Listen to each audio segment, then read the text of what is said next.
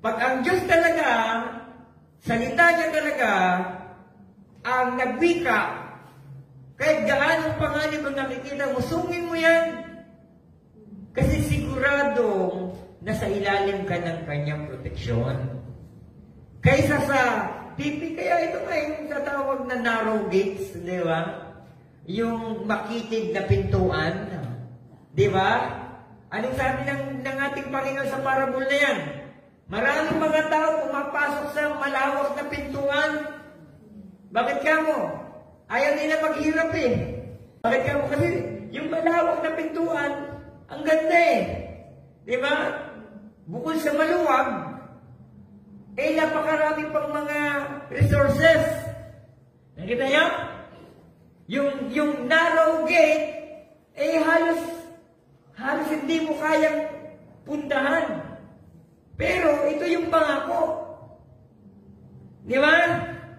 Yung pangako, yung binitiwang pangako ng Diyos ay nandoon nakalapat sa narrow gate.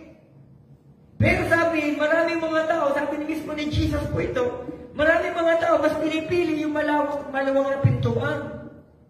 Bakit ka mo? Ayaw nila ng challenge. Ayaw nila ng obligasyon. Ayaw nila ng responsibility. Di ba?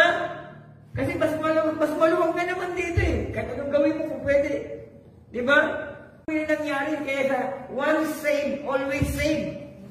Kaya nila tinatayuan yung araw na yan, Brad, dapat they love their sin. Mahal nila yung kanilang kasalanan.